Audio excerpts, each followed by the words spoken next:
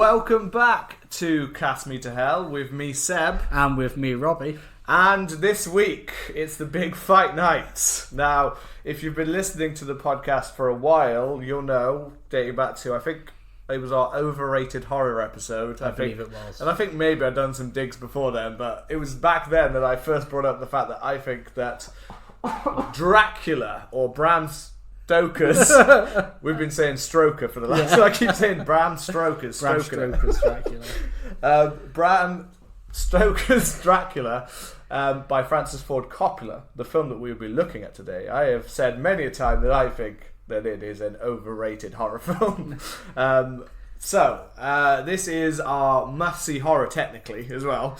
This is on our list of must-see horror, but we are mainly about the big fight, the big scrap, for the dignity of our souls and for the planet to decide. Is it any good? Is it overrated? Is it a cult classic? I mean, it's a bit bigger than that to be like, people kept saying cult, but it wasn't like a flop, cult. So it's not. It was cult. A massive success. You can't really count it as a, like, loads of people said over the years it's had a cult status, this film, but it's actually like, if it was a big success in the first place, you can't then turn around and go, but it's cult now. It's like, well, no, it was big, and then people forgot about it, and there's a reason for that. I mean, I think it was kind of a turning point in horror. But this is it. This is our must-see horror Dracula and our Valentine's Day special. So we thought, what better than a film which will have us bickering and feuding like lovers. Loving. For the beautiful love subplot within this film. Yes. It's added.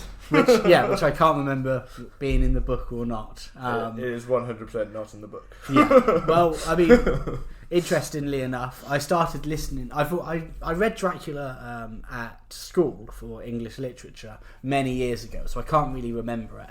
That's a badass one to get for school, though. Yeah, it was. Or was that for sixth form? No, it was for school. I what? think. Yeah, it was badass. I swear half the time we were just fucking Shakespeare, which is great. It, like, just some fantastic Shakespeare, maybe but it was tend to be quite boring. Yeah, but I remember we read it, and I always struggled with it because it's obviously through letters and diary entries. Yeah. And I really struggled with it. And when I got COVID, the week that I was supposed to be on my honeymoon, I ended up listening to about half of it on an audiobook, which I found much better. And then I stopped listening to it. And for Christmas, I got a special edition of it, which I'm going to try and read because I've always struggled with reading it. Yeah. But before we get into the big fight, before the bell rings, I will please remind you to hit that subscribe button and please leave us a lovely review. It is Valentine's Day, or it's going to be Valentine's Day soon, or if you're listening to this after Valentine's Day has been and gone, so keep that love, please, and leave us a lovely review. Time is fleeting. Time is fleeting. We're all going to die. Apart from Dracula, you know, love never dies. Love is eternal.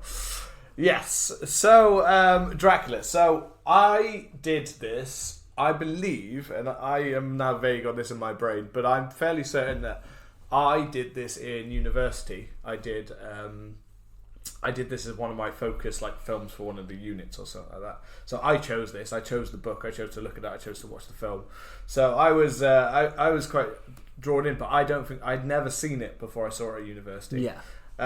So then I was quite interested to see. So I'd read the book and then I watched that, and I have later listened to an audiobook version of it.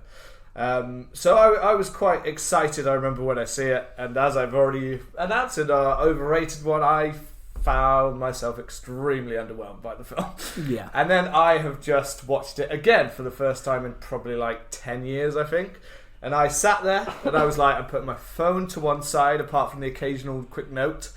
And I was like, I'm going to watch this. And I even sent you a gif of the Clockwork Orange and Malcolm McDowell, just like, yeah. I'm staring at this film. I'm going to force myself to watch this film properly so that I can analyse it and I can decide and I can find the parts that I like, and so that I'm not just bitching about the film the whole time. And I found things that I liked. That's good. But I also found a lot of bad stuff. Well, I have a feeling that the things that you hate are probably going to be the things that I love about this film, because it's very gothic, obviously. It's very flamboyant. It's very camp. It's very over the top. and it's very like it's almost borderline melodramatic at times, and I kind of love that.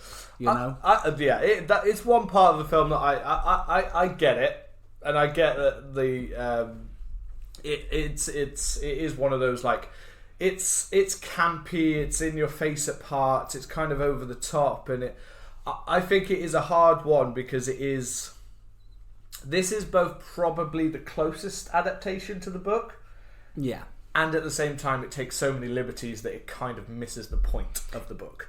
It's a very it kind of misses the point of Dracula, I find. I was the most disappointing part of this film is Dracula for me. Like, very interesting. Early on, I really like him. Yeah.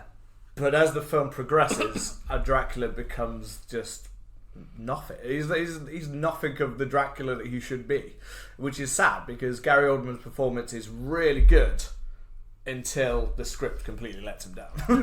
Well, and we will delve into that. I'm going to flow that out as we go throughout. But those are some early little tidbits of why. But I assume we'll work through the film as in a linear as linear as we usually do. Yeah, which is just random and fucked all over the place. Which is randomly edited all over the place. Which is kind of like this film. Yeah. Well, the one thing that I love about the I love the opening. You know, I'm a big kind of score fan. Yeah. And I'm not going to be able to pronounce the name, but I think it's Wojciech Kilar who does the score. I mean, that can't be right. I mean, I'm looking at it. You're right. Klar. Yeah, I can't pronounce. Yeah, I can't pronounce that either. I feel like that needs to be specifically in that language to make sense. To maybe make sense, yeah. To our phonetic language of brains in English, that doesn't make any sense. It doesn't click, no. That's like dropping all of the consonants and being like, that makes sense. Yeah, that makes sense. But it's an incredible, like gothic, these sweeping orchestral pieces. Yeah. And the actual main kind of theme, which does play quite often throughout the film at certain times, it's just so incredible. And I think it sets the tone. We get it just kind of almost gets straight into it with the history of Dracula, and it does. I think one thing that they maybe this is taking liberties from the start, but Bram Stoker, it's always in there, man. Bram Stoker obviously based Dracula on Vlad the Impaler. Whereas this one, it very much, I don't recall that massively being in the book. Not there's hints to it. They don't know who he is in the book. No, and there's definitely hints to it. Whereas with this one, they pretty much established that he was Vlad. It is Vlad the Impaler. They don't call him Vlad. Actually, I think they do, but. I think they do call him Vlad, yeah. Anthony Hopkins, early, and he whatever character he's Prince meant Vlad, to be playing at the beginning there. I don't think he's just a priest, isn't he? Yeah. Yeah. But I get it, I like it, Yeah. It's that weird thing of having them play, a bunch of different people. Yeah. And I think they go straight into it of him being Vlad the Impaler and him being, this Romanian, Transylvanian warlord, effectively. The opening is very effective. Now, you were talking about the score, and to be honest, the score is really good. It's fantastic. I was about to say I was about to take my belt. No. The score is one thing that I would say, and if anything, I would say at some parts of this film, if that score wasn't so good, then it would have brought down. Sometimes a score can save certain scenes. A score could soar, baby. You know what I mean? Lots of people say there were a lot of films out there. They were like, if you just put a different score on it, this film could actually be way better. Just because your brain just goes, that's way more epic in your brain. You know what I mean? That's all it takes is one amazing score, and that is what this film has got. It does really raise some of those scenes, and it is really effective in this opening scenes because it has the. One part I really did like was the kind of the shadow silhouette battle. Yeah, that was really cool. Probably quite a good cost-effective way of not having to we haven't got the budget for that, so how do we do it? And that is one of the things that Coppola does in this film is he throws in a lot of different creative techniques. He's he's thrown in a lot, which some of them work really well, and some of them I think are at times a little bit of a detriment to this film, that they kind of he overdoes it with too many different stylizations that he doesn't. It's like he doesn't quite always know like where you go with this. But this opening one does really work. Like the battle looks awesome. Him impaling him when you've got all of the people on the spikes, and it's just like yes, like that does look cool. And that like skinned armor that he wears, is just fucking badass. You know, and that's what I think. So that's what I said in this opening scene. His lad, technically not so much Dracula at this point. But he's what he is, like straight away, you know, Gary Oldman comes in with this accent which sounds believable as an accent. Yeah. You know what I mean? Whatever it is that he's made up in some way, like it's a believable accent that comes in, and he's, you know, straight away it's like this is Gary Oldman just owning the scene. You know what I mean? He's there.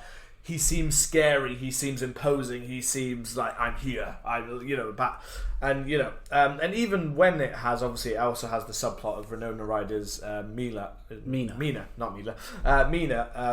killing herself while out, believing that he was gone and dead, and you know he's dead. Yeah. But it's just him. He's there, but he's just like. It's one of those things, and accents are a big problem in this film, and not just for the case that everyone knows about. There are lots of very terrible accents in this film, but this one he kind of owns. He's kind of there, and it's much stronger than it is a little bit later in the film, actually. But he's just a presence that's there, and everyone's like looking up to him and looks scared of him because he's like that. So that's what I mean. Straight away, I was like, okay, Gary Oldman actually is like owning the shit out of this, and I wouldn't expect anything less. Gary Oldman is he's one of our best, like the best actors living. Yeah. You know what I mean? He is an incredible actor. So I wouldn't expect anything less. But you know, Gary Oldman does also, like many other actors, he has his range of being both extremely like serious, imposing. He can play scary or serious, and he can be amazing. But he can also be hammy as shit sometimes. Yeah, you know, like his villain in like Leon's a fucking fantastic film, but he's a bit hammy in that role as the over the top villain kind of thing. You know what I mean? Yeah. Like he can play both sides of that. And this film kind of seems like he's clashing between should I be like staying to the source material of like what I think Dracula should be, or should I be going with Coppola's vision, which is a bit more campy and a bit more. He straddles the line, doesn't he? And he does go back and forth on this line depending on I think where the script takes him, kind of thing. He goes back and forth because remember Gary Oldman was more of a because he is more of a character actor. Yeah, you know, he's not. Over the years, yes, in recent years, he has become more of like he'll lead a film kind of thing. But back then, he was purely the side character of it. Like it wasn't Gary Oldman is Dracula. Yeah, it was just that he's playing this character and he is the side character. Yeah, it was Keanu Reeves. Keanu Reeves was one of the big selling points of it, and that's when we get to Keanu Reeves. But yeah, I was interested by this, but it does have its first. This is the first part when it kind of delves away from the book, which is introducing the idea of, which is just this is just the bit that really is my biggest gripe with the film is the love lost plot, subplot. I just feel it takes a lot of the terror away from Dracula this way, and it is something that they have then this led the way for other vampire films where they've led him so closely to like love and things like that. Well, there's always kind of been some element of romanticism. That's what I mean. Like even with the earlier ones, they kind of saw him as this like sexual man. He was a he was a sexual man. They always saw that with him, but it's just that this the end scene which looks cool and the score is rising. You know, it's got him like. That he will not let, and I will not let this happen, and I will live forever. And forsake God, you know. And he throws his sword into the middle of the cross, and it starts bleeding, and the whole room starts bleeding. It looks really cool, but it's a bit in my head. Like the bit with me was just like it's like so Dracula became Dracula because he just willed himself that I am going to live forever. Well, like, there's no real clear like it's explanation. More that he's cursed, isn't it? You know? He forsakes God, so he gets cursed. To live forever, and to live forever without the person he loved, you know. But that's just what we like. The whole like curse, and it is because again, it's been done lots of times now at this point in history that we have that whole like it has to be the love that they've come back to and things like that. But I find that it's like in the original kind of story, he's not really a character that loves. He's a character that people get drawn to and things, but he's not someone that loves, and he's more terrifying because you don't really know him. So this is kind of like when people say about like you know, like trying to do the backstory of Michael Myers and being like that makes it less scary. And it does make it. With that, I'd agree. However, I think with Dracula, for me, I think it makes him scarier because he was a man. He knew what love is. He knew what life was like, you know, and he's doing all of the horrible things that he does because he does some pretty fucking rotten things in this film. He does, and he knows things. how it's going to affect people. Yeah. So to me, it's kind of like I find that scarier. I get that process of being scary. I just don't think. I just don't think this film sells that in that way. Yeah. I don't think the script gives the liberties for it to actually delve enough into him. Yeah. For us to actually get that truly get that from the film. That would be an interesting perspective on Dracula that some people have done. I just didn't feel that this film as a whole gave enough time to Gary Oldman to actually make you actually go oh, he is reflective of the human part. Yeah. So when it only happens in random splatter, or mainly half of that is only revealed once he's in London with Winona Ryder, and you get little scenes of him with his love, which makes him a truly it shows his human side. Yeah. And I just think the whole Prince of Darkness coming to London to kind of spread the dread and the fear, and that should be that he's almost bringing it into people's hearts and their minds and things like that. I feel like none of that is there that was felt in the original novel because we're too focused on this love subplot about him feeling. And I mean, we'll get to why I think is later, but I gotta be honest. Once we hit London later on, really, he becomes a whiny little bitch. Fair enough. He's a Dracula whiny little bitch. That Dracula versus, fuck it, I even think fucking Twilight Edward Cullen could kick his ass. No. He's a bitch in that scene. What do you think of Tom Waits as Renfield? Yeah, he's effective. He's the same. He's he is the same throughout the whole film, but he's effectively crazy. He's fucking off the chain. Yeah, Tom Waits is heard the thing. I thought he was absolutely fine because he just is in random scenes, mainly just shouting and screaming at Dracula. Yeah, and it's Tom Waits. You know the dude's fucking mental anyway. Yeah, that's what I mean. So they're just he was fucking insane that we could hire to do this, and go for it. Yeah. But it's a very 90s thing for different musicians to suddenly because Tom Waits is I've seen Tom Waits in a few things. Yeah, he has been in a few things. It was a very it's a very 90s thing to suddenly have quite a lot of musicians pop up in LL Cool J, Deep Blue Sea, obviously being the big one. I mean, 80s and 90s, David Bowie, going into both. You've had loads of, you've had a bunch of them. Michael Jackson, Mick Jagger did a couple of films which were terribly saying people said these are the worst things ever. But they all thought at that stage for some reason the proper rockers thought we can do this acting lark, and some of it Bowie was great, but other ones not so much. But Tom Waits here is effectively crazy because I feel like they didn't have to do much to make Tom Waits crazy. No, I feel like they just left him alone with a camera a lot of the time, and this is just how he is.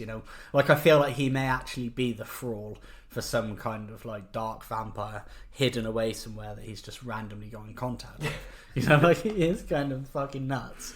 He's one of the better ones, and some other ones go that. As I said, in these early scenes, I feel that Gary Oldman is a weightlifter who's holding it up for half of the for a lot of the other actors, especially the scenes with just him and Keanu. He is holding these scenes together by being the presence that he is in this early scene. One actor though that does go from terrible to really good is Anthony Hopkins. I think in that opening, his accent sounds fucking awful. Yeah. His whole demeanour, his narration even sounds kind of over the top and hammy. But then later in the film, Van Helsing fucking saved the film for me later on. Yeah, I find it's a weird thing because the opening is very much almost supposed to be, or at least I see it, almost a bit more like a stage play. Yeah. You have the puppet show, and then you get the silhouette show, and then that bit in the church is very much people just playing people, So it was only the second time I watched it that I clocked that it was Anthony Hopkins, and I get the idea behind if you're having Winona Ryder be the reincarnation, then effectively the main opposition for Dracula, the guy from the church, should also be Anthony Hopkins. Yeah. But I agree, it kind of feels very like, with him doing that early, like, because that opening bit of is obviously isn't added on. That's not so the narration, like, from because again, one thing Coppola tries to do is, like you said about in the book, that they have different narrators, different people, different perspective, different letters, different, you know, news articles, different things like that throughout the thing. So Coppola tries to do that by constantly having, like, different perspectives throughout the film. So you're constantly jumping to different people narrating different parts of the film. And obviously that opening bit is kind of a made up kind of part about the history of Vlad the Impaler kind of thing. Yeah.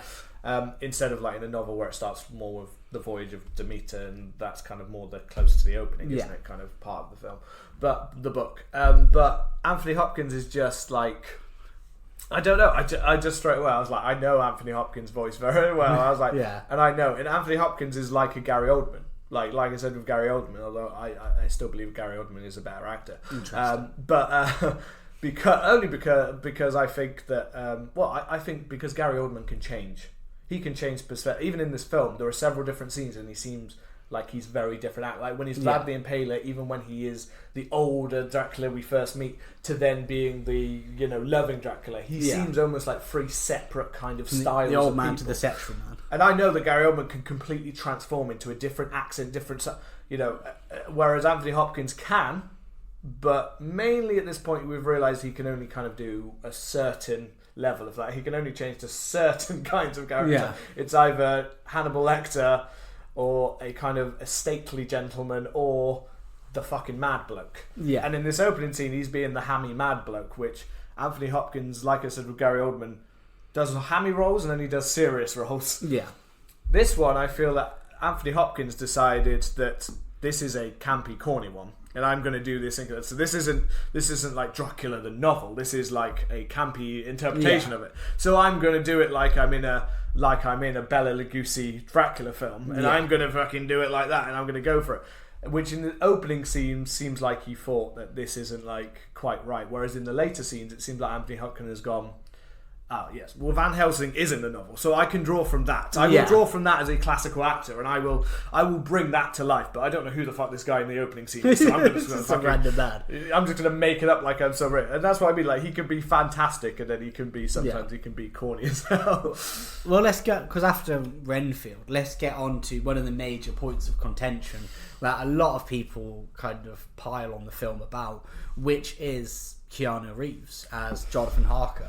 Yeah, what's the thoughts? I mean, this is what I said before that I said just before we start that I do think a lot of roles in this film are miscast. I think a lot of people are. I think, which I found interesting. I mean, I think Gary Oldman's an excellent actor, but I do also think other actors could have done a better job than Gary Oldman does.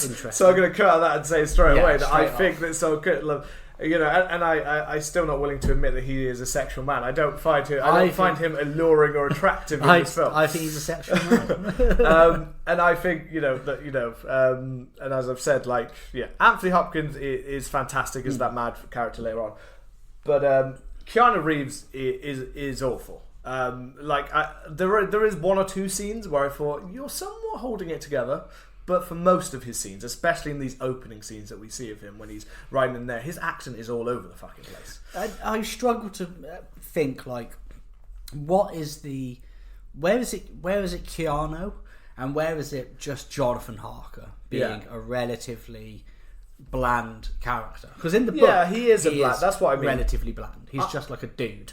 You know, it's not that I can't see why they cast Keanu Reeves. I can see the kind of, because like you said, there is a woodenness to the character. I think anyway, he's a bit of a bland. He is like the side character, but at the same time, in the original novel, you're still meant to see why Mina loves him, and in this film, you don't see why Mina would. And in fact, he becomes such a afterthought later on that you don't even know why.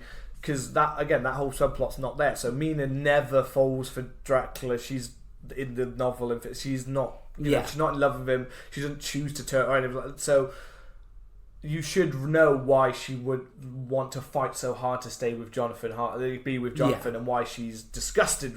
Should be disgusted by the monster, but not in this version.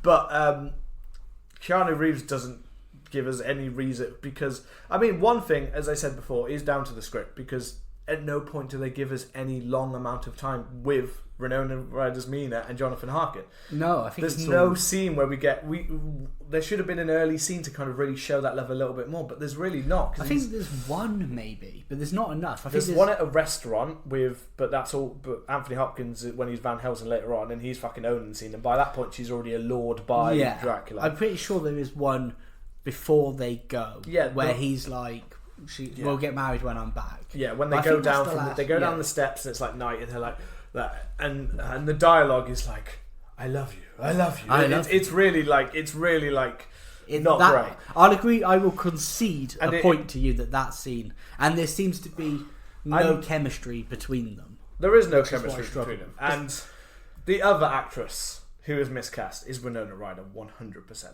She can also not do the accent. I don't understand this idea of they've cast big actor stars at the time. She was huge. Keanu Reeves was huge. Early 90s. They were big young stars to try and bring in young people. And Winona Ryder Keanu Reeves did this once and went, okay, I was not good. I admit I'm not good. Winona Ryder's done a British accent several times in several films, and she's never been good at it. And I don't understand why directors. She also did Little Women adaptation, and there is another one, and I forgot what that one was, but she's done it several times, and I just straight away I was just like, that scene, it was, like I said, was bad straight away, so that didn't give either of the actors much of a good, because the dialogue wasn't very good, and it was like, okay, this isn't making me like think you're in love, this just makes me like, it feels a bit odd, it feels off, this scene. But I just think I just don't think that she's the right presence. I think there's so many other actors that they could have made at the time who were big, who would have like pulled this off. Like, I don't understand the idea that an actor is hired on the basis that they can perform what you and they can draw numbers and do the role. They're bought on that. But as a director, I also think when you get there and if you hear those accents coming out of their mouths, I think that is the point where like, it's like if me as a teacher went into the classroom and said, I don't know maths. Like, what do you mean you don't? I don't understand. I don't get it. I can't do it. I can do everything else. Like, I can be an actor and I look beautiful and I look this and I'm clapping for the character. Like as an actor, if I was the actor, but suddenly if I can't do one glaring thing that is absolutely needed in that film, I feel like that's the point when the director should be able to go, yeah, I'm gonna have to get rid of you if you can't do the one job that you're hired to do, which is the accents that need the English accent we need for this film. Then, and again, I don't think Francis Ford Coppola was that. I think part of that comes down to the fact I don't think Francis Ford Coppola was that bothered, as long as it kind of brought out like his vision in whatever the fuck it was. But I just think neither of them are right, and I also think Winona Ryder quite often lets down. The only part she's good in is the later part in the film when she's playing into what she is good at, which is being fucking weird and crazy. And that's what I agree with you. I think Keanu Reeves is miscast. I think they could have had somebody else. Jonathan Harker is relatively wooden, I feel, but Keanu just doesn't gel well with it. And Winona, sometimes I think, I'm not into it. But then as the film progresses, and maybe as she gets more involved with Dracula and Gary Oldman, and whether it's because I think Gary Oldman's doing a good performance and he's lifting her up, I find that I don't mind her as much.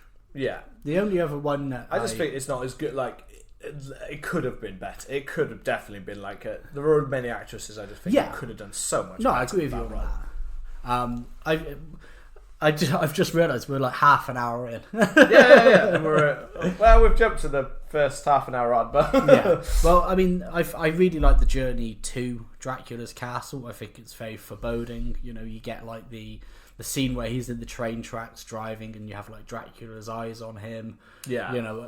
Then you get the scenes. I think like the set design is incredible, as he's waiting at like the crossroads to get picked up by Dracula's driver, and then that weird carriage comes and picks him up, and then you start to get like a lot of surrealism, like the driver just like picks Jonathan up and he just like floats into the carriage. And when we meet Dracula, I think the parts at Dracula's castle are fantastic. I think like Gary Oldman's Dracula just fucks so hard in this scene. Like when you always have the image of Dracula as being like Bela Lugosi or Christopher Lee with like the cape and that kind of stuff, whereas this definitely I feel is a lot more to the novel when I was reading it or listening to it. This is much more like the old Dracula, the more dressing, flamboyant, less power at certain, like not quite as powerful as he can become, kind of thing, because he still needs more. But he's like, he's more of a presence, I find. Like, and you just get so much like surrealism in this castle part, you know, like you see like his the shadows move. Yeah, there was one point that I thought is really fucking surreal, is where Jonathan's shaving, and you know, we know as the audience that you can't see them in the mirror. Jonathan obviously doesn't know that he's shaving, and then Dracula touches his shoulder, and when he turns around, Dracula's at the door still, and it's that kind of weird, like things start to feel slightly dreamlike. Yeah, and that part I think is all well adapted, I think, because that is the kind of the weird unsettledness that he kind of has in his like letters, that he says that this is I never quite seem to know what's going on, and that's like looking back with Keanu's performance a little bit. It is kind of that part where Jonathan Harker as a character is bland, but the one thing is you should feel for him kind of being more and more unaware and more unsure as the situation goes on, and you just don't really get it from Keanu's performance. No. Like that's where he mainly lets it down. Is his big part of the novel is this part in the castle, as he slowly gets more and more drained of power and energy, you know, from what's happening to him, from being secretly like fed upon and like not being sure if it's real or a dream or surrealism. Yeah. This whole surrealism is really good. Like the production in this film is really good. The visuals, the way that he approaches it, and you know, it works. I do think that because he goes quite surreal with it, that there is a lot of times that Coppola kind of overdoes, even with the shadows. The shadows go from a really creepy presence to, after a while, I just think they get a bit too. They just go on for longer than they needed to. So after a while, they start to get a little bit like. You're almost expecting to have like, you know, like in Austin Powers when he starts doing like they're in the tent and they're trying to figure things out, and it starts getting like it's just started to go on a little bit too long. It's like that was really cool, and then I was like, oh, we're still doing the shadow thing, aren't we? I just think he overdoes some of them a little bit more. Or sometimes he has this weird, crazy like effect to make it surreal, but it kind of sometimes takes away a little bit. There's one later on I'll talk about, but I think this opening scene is really good. It really sells the surrealism, the strangeness. If Keanu could have lived up to the kind of the angst and anxiety that Jonathan Harkins feels a little bit better, I think it would be even better. But Gary Oldman is fucking rocking it in the scene, and this is one part, to be fair, that is turned on me, because before I didn't like the way I thought the way he looked really bad and things like that. But actually, this time I thought it was actually really effective. I thought he looks appropriate. He looked right. You know, there's just something, the way he kind of slowly talks that kind of makes someone have to listen quite like carefully. Yeah. You know, but then the sudden like changes, like I know like some people point out that they thought that the sword scene is a little bit like cheesy kind of thing, but I thought it was quite effective to suddenly like rock Jonathan. Yeah. Like Jonathan feels like nothing is quite normal, and then suddenly he's like, this is a man not to be messed with. He's got a sword brandished in his face. It's just like right there. And I think the difficulty is that when that in the book, him and Dracula have many more conversations before something like that happens. Like I know that there is a point where Dracula does effectively turn on him, and it becomes very clear to Jonathan that he's now his prisoner. You get the scene with the letters where he's like, write one saying that you're going to stay here for a month, write one that you're on your way back, and one that you're about to like return home, or something weird, and you know, like, this is odd. And even in the book, Jonathan's like, this is very odd. But then later he's like, I'm his prisoner. Yeah. But they have a lot more of a talk in the book. There's more to this. There definitely is more to this in the book. Though. This feels a little bit like it's been a little bit cut out of the film more than in the book. It goes on for quite a while of him like slowly seeming, and you kind of see the progression of him slowly going somewhat mad. And you find the history of him, because I remember the audio book I had was done by narrated by Mark Gatiss, who obviously did the BBC Dracula, and it was done really well. And there's kind of like a monologue where Dracula is talking about the Dracula family and the stake and the war they've had with like the Turks and the Boyar and stuff like that. And I think it's during that Jonathan offends him. And he doesn't draw a sword on him, but he's very clear to him. There's a lot more of him searching around the castle to find information and finding nothing. And that's where a lot of the information, some tiny parts of information that we get, but we don't get. That's why even it comes across that even Dracula doesn't know how he is Dracula. He doesn't even know how he became. Not in the film, but in the book. Whereas in the book, whereas in the film, it's almost like they need to get through this part very quick. So I think it's only in the first time that he meets him that he draws the sword on him. Yeah, well, obviously after this bit, when it gets to London, that's around about the 45-minute mark. I kind of noticed that at the time, when it changed kind of setting. So and that's after the setup. So we only spend around 20-25 minutes at most. But that's back and forth. But that's also back and forth between other characters in London and meeting Lucy and all of her suitors Lucy and all that kind of stuff. Again, very different character in the film than she is in the book. This is Coppola again taking his more sexual version of the film, because in the book she's not she's a woman of the time, which would not be a woman like this. No woman at the time goes around and stroking your sword and you know what I mean. She would have been cast out like a goddamn beaten. She is a bit of a minx in the book though. She's very clearly playing these suitors she plays them in that kind of, but more in that kind of Jane Austen kind of playing them, not here's my tits. You know what I mean? In this one it's so you're gonna fuck me at 12 and you're gonna fuck me at 2. It's very much like that, isn't it? She's there's not quite that. I don't think Coppola quite has the subtlety to be able to pull off that kind of classic kind of way about it. And it was the sex charged 90s as well. He's trying to up that, but he is the romanticism love, but he is trying to go for a more sexual. He is going more Bram Stoker than that Stoker. The one scene that I think is so fantastically well done is the scene with Dracula's wives. Where he says to Jonathan, whatever you do, wherever you kind of go around the castle as you want, but make sure that you effectively sleep in your own bed. And he goes and then he's wandering around and he finds that the chamber with the brides of Dracula. And I just think that part is so fantastic when he's lying on you hear them whispering and stuff, and when he lies on the bed and then you see the footprints. And then they start to come out of the bed, that scene. It has that surrealism and that allure and that eroticism. This scene was really good. Very surreal and fake. I mean, to be fair, what I put was Monica Bellucci's tits. Adds 1 star for having her in this film. That's a good note. If you know the actress, she's the first one you see kind of appear out of it. Basically, it's Jonathan Harker gets boobs in his face. He just gets tear. I do believe that she's possibly one of the most beautiful women to ever live. It's often said, but except my wife, if you're listening, and obviously my wife, of course. But that whole what I've read as the Jonathan Harker rape scene. It technically is. Technically. I actually thought this is one of Keanu's better scenes, though. Maybe it's because he didn't need to do much, because I believe he both looks believably horny and somewhat terrified at the same time. But it probably because he didn't have to.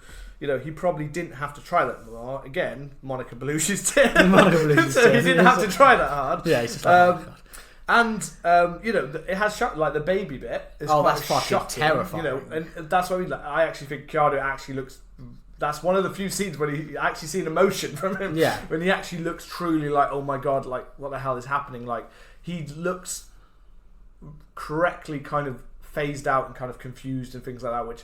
And then again, I think that's one thing that Keanu Reeves is very good at doing, which is being like basically like stoner. Yeah, you know what I mean?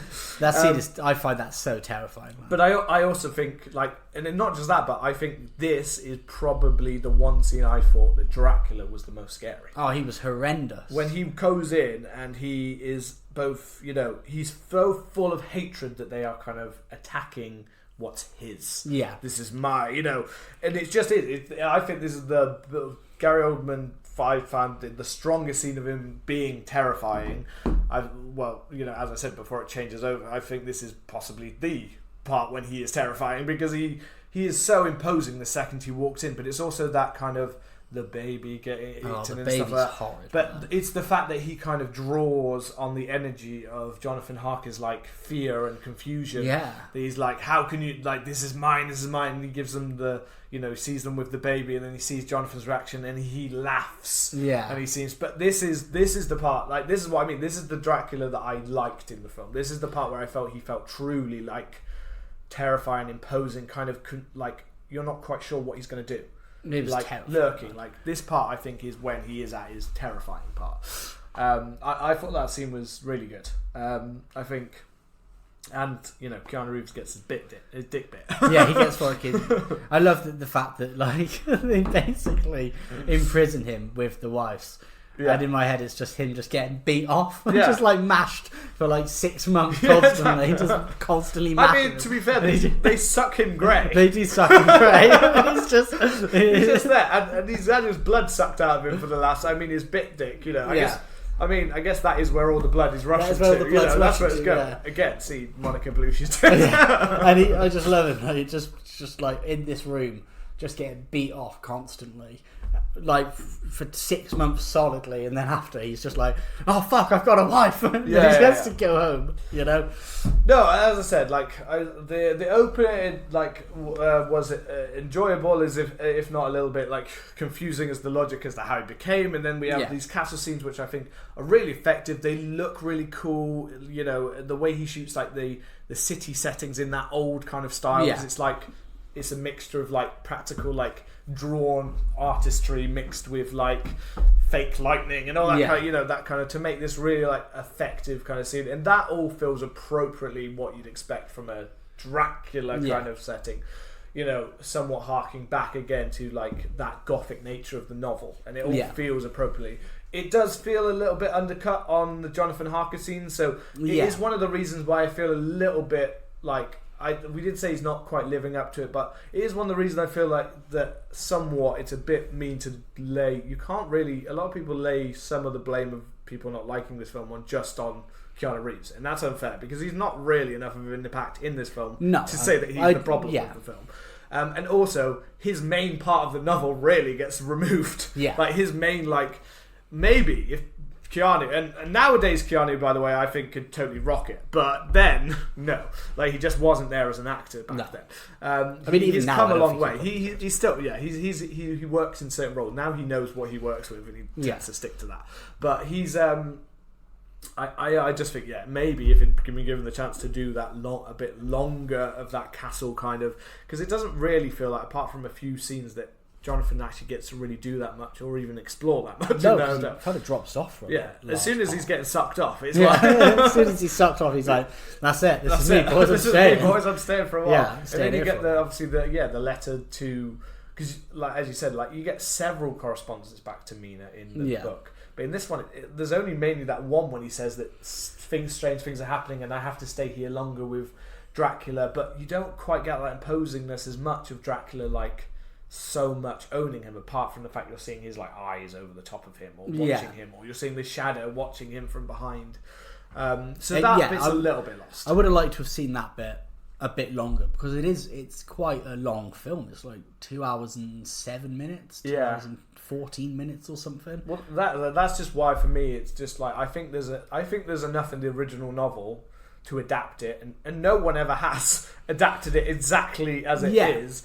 which is just like because I feel like Francis Ford Coppola went on note to say how much he loves the story and loves the thing, but this is just why the love subplot to me takes away from scenes that I think would have been better served, and the story makes more sense, better served in the original format than this, and having longer scenes of like, you know, Jonathan Harker and stuff like that, you know, add something to it. But, you know, again, they're trying to draw an audience in to get a certain thing, and the love aspect sometimes is more interesting to a general audience, if you see what I mean. And I guess haven't read the book. I guess they're trying something to add something to it, because I guess another thing is we have to understand, like, is looking at this of when it came out in the 90s. At this time, from as far as I'm aware, you had a lot of a lot of vampires being alluring and stuff like that. Like we would have had Fright Night, and we would have had The Lost Boys and Vamp and stuff like that. But if we're looking at the character of Dracula specifically, it was a bit stiff and a bit of that kind of like old gentleman, you know, like Bela Lugosi, Christopher Lee. It was very much like a stuffy man in a cape. They'd managed to make vampires a bit more campy, but that's also why I think this film at times is a little bit more campy, because they've gone away from the monster movie, the Universal monster movie style, and they tried to put it a little bit more. But obviously, a lot of vampires films that have done well were kind of slightly campy. Fright Night, like Lost Boys, like you said, and a lot of those ones were. So they still kind of kept a little bit of that energy while trying to make Dracula a little bit extra more of a sexual kind of sexual man, loving kind of human. I guess it's the human aspect of it, isn't it? It's that part that they do, and I do get the reasoning for it, and I get that, and I think that's just the difference of. I'd still one day like to see I haven't actually I watched the first episode of that BBC one, because that apparently was quite a close adaptation. The first 2 episodes were great, and then the 3rd episode was dog shit. But that one it like took the nod, but then it added this whole extra subplot. I can't remember what it is, something about nuns and stuff like that. It added in and a lot of people said that's again where it went off a cliff, where it tried to add a kind of part to it, and it was like, well, you know, especially as you're making a TV series, you pretty much could have mainly, you know, you have to add some stuff, obviously, because it's not all there in the book. It's not. It needs a bit more to flesh it out. But it is just where some of these subplots, I think, just take it away from it. And I would still love to see a proper serious adaptation of, because I think in many ways Nosferatu, what we watch, to me is possibly the closest, without sound or things, it's the closest that I've seen. And it's not even technically, doesn't even adapt the novel fully, but there's something about Dracula, Nosferatu in that is like the it's a very basics. I mean, I guess we'll see what Robert Eggers does with Nosferatu, but that won't be Dracula. That was Nosferatu.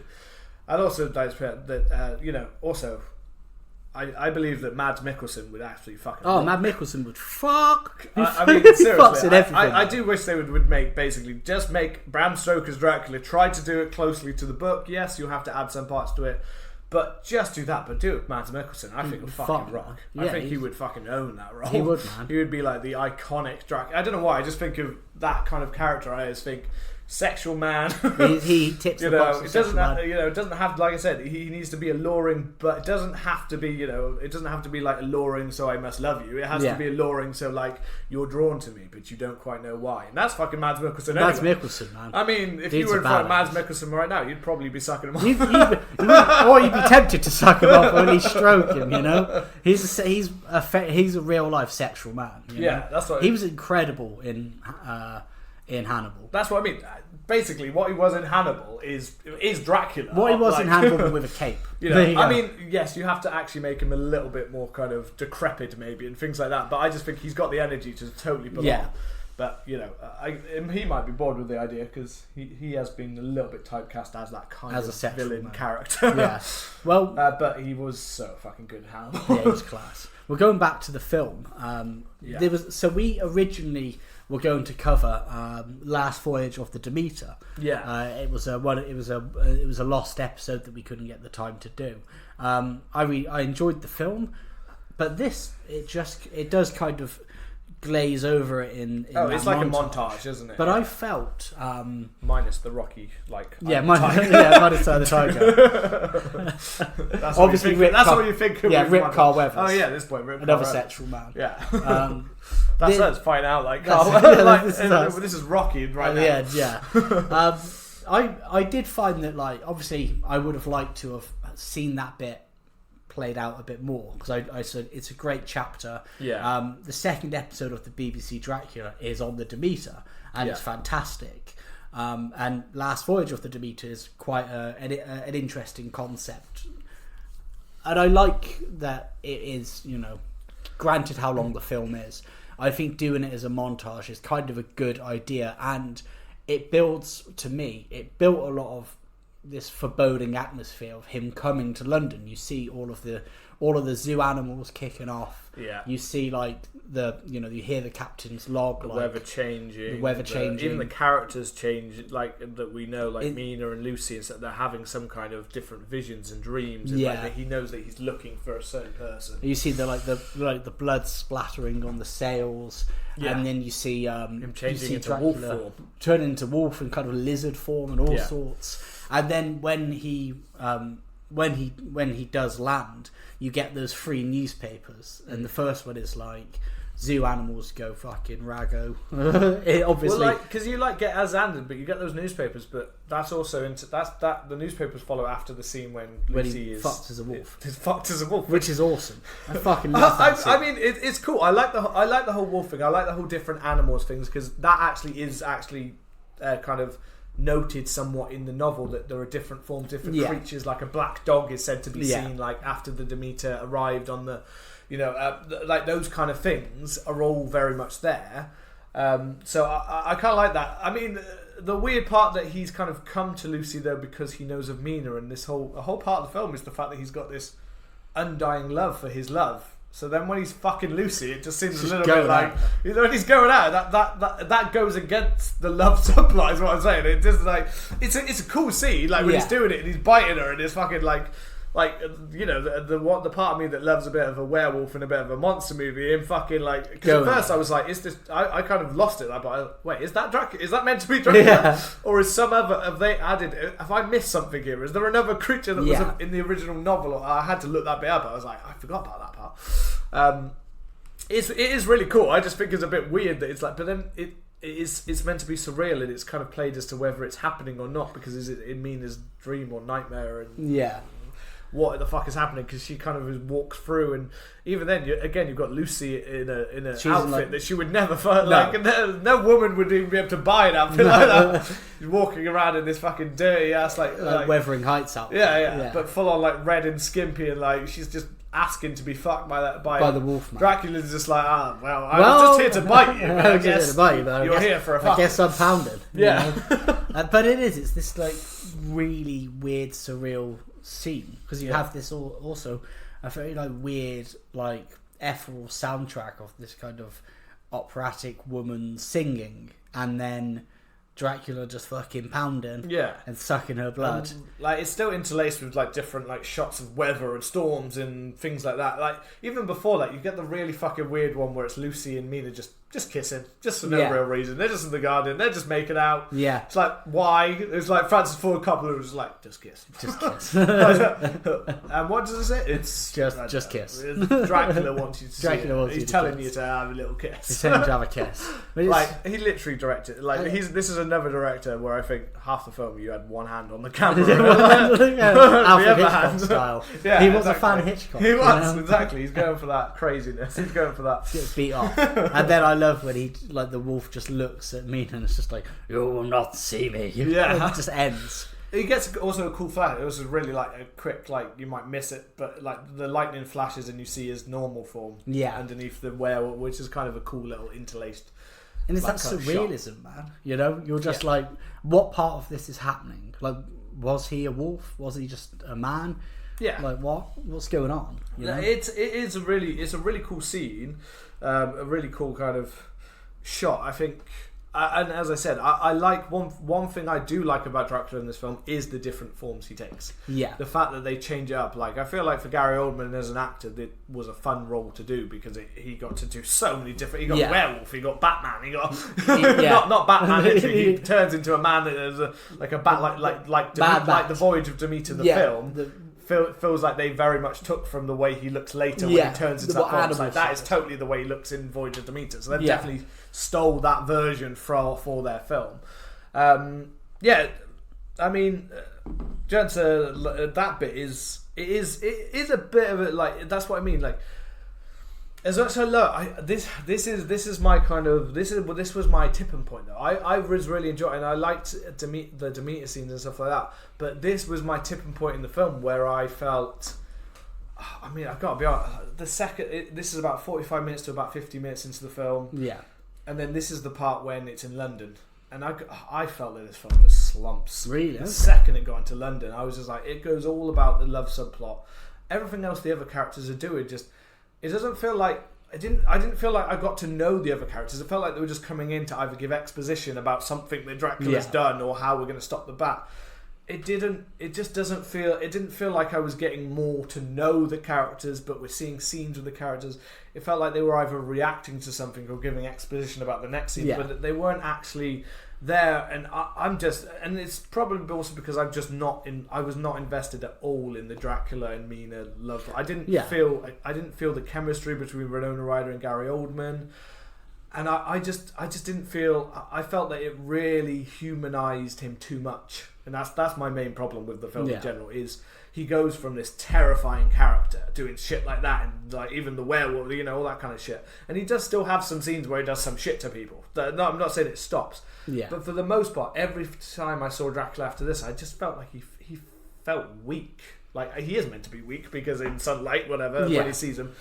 But I just didn't feel that. Like I got the alluringness of him, but even in their first meeting on the street, it seemed like that doesn't seem like somebody's going to be like, oh, you're an interesting man. It seems like it's like, oh, well, fucking hell, get away from me, you weird sounding freak. Well, she's like that. I thought it's really weird. She is like that because it turns too quickly from being that to being like.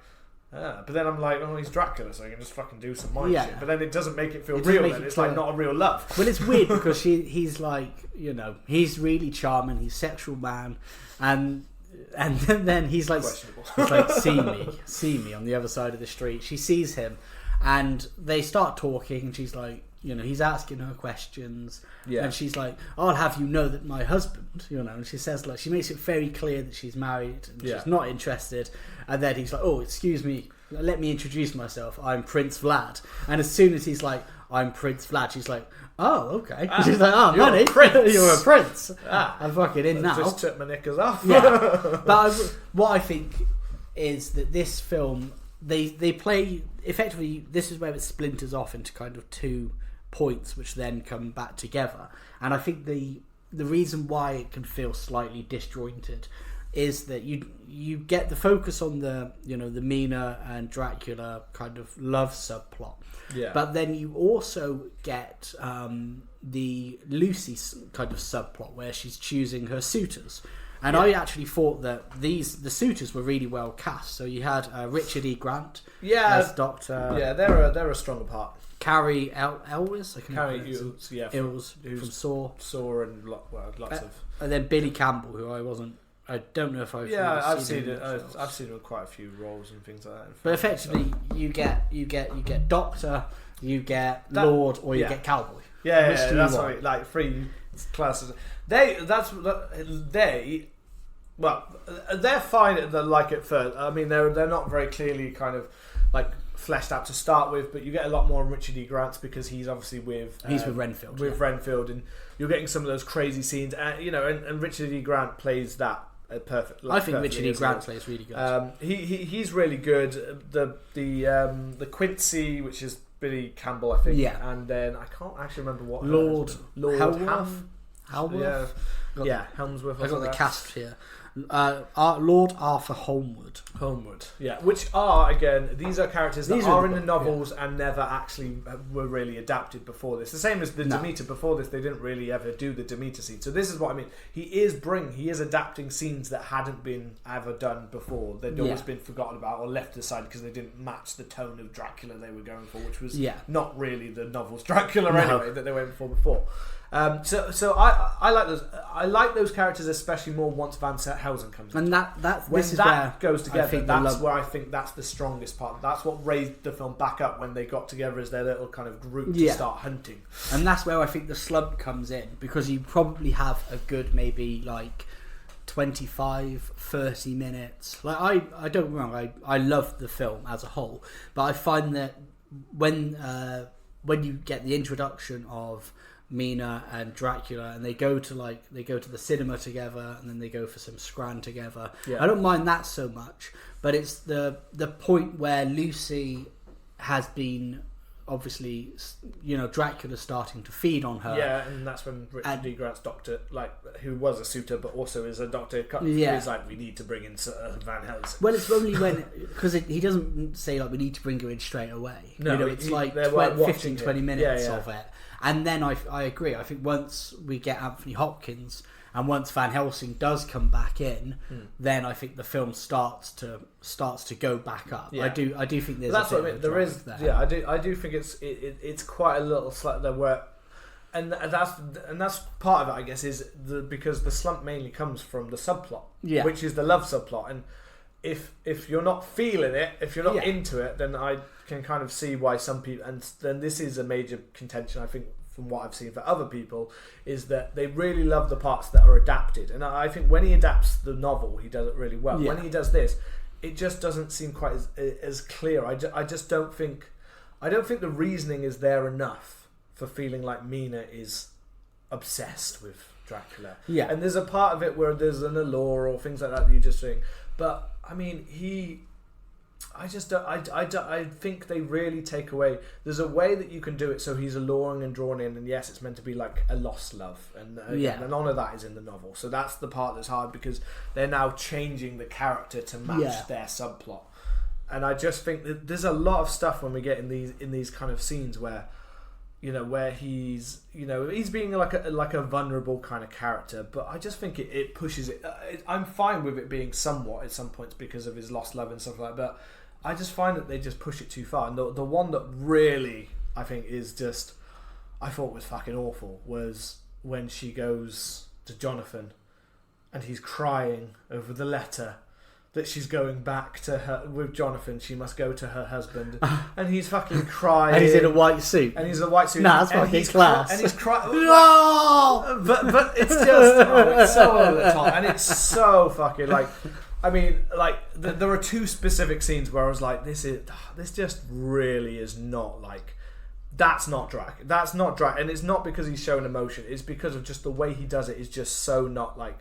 That's the point when they humanise the character so much that he just seemed weak. And then he never really picks it back up for me. He does certain scenes and he changes form into the Bat after this actually. But he does that, and there was also the weird fact that he's meant to be crying onto the letter and that blue ink runs. Yeah. But you can clearly see the tears that drop in are blue or purple ink. It's just why is he doing why is he crying? And then in the next scene he's crying blood, and I was like, but none of that, neither one looked like blood, and it wasn't blood dripping down, it was ink dripping down. So it was but I mean, you gotta be the Dracula crying over a love letter is a bit I do. The man who's lived that long and then suddenly and has a darkness and sort, and take him back to that first half an hour of him in the castle and the way he reacts and the love he gets of a baby being thing, and suddenly it's yes, it's the long lost love, but it's just that I just think those parts. I just think I think there is a lot of good in this film when it's adapting the book mainly. To us. It's just that bit. It's that bit that really took me out of it, and it that's the reason for this slump in the middle. Yeah. And if you had cut out that love and had it more about her being chased after by Dracula, but not being that's the one thing I think that would have fixed this film, and it would have been great. And it is there in the novel as well. Is Dracula is after her because Dracula secretly feeds on her in the book until he turns her. But you could have adapted that to be more like he's trying to maybe allure her in more, not the love lost plot, and he's trying to get her in, and she is constantly just kind of. She's somewhat allured by him, but also disgusted by him, which is what's kind of given in the novel. That she's interested by this character, but also she loves Jonathan, and that love bond is kind of shown through the letters and stuff like that. So she's committed to him completely. So she's not going to just suddenly turn on with Dracula and go you're fucking fit prince. Yeah, you know what I mean? But so, and if she'd slowly been drawn, somewhat drawn into him, but not in that kind of full love kind of way, and if she was manipulated because he is secretly feeding on her to draw him, I just think that would have been a far more interesting kind of interaction back and forth, where it's kind of more like, I don't know, what would you call it, gaslight or whatever. Gaslight, yeah. You know what I mean? Basically, it's that kind of relationship I think would have formed a far more than trying to force it into the love that I've lost and I must regain. Like I just think that is the part that lets down some of the other stronger parts, and it's also the part that, because the one thing I know that lots of people, and even people that like the film, say the film is disjointed. Yeah, it just feels too many, because he's trying to do the narrator in different parts, which it's in itself as a style is going to feel disjointed.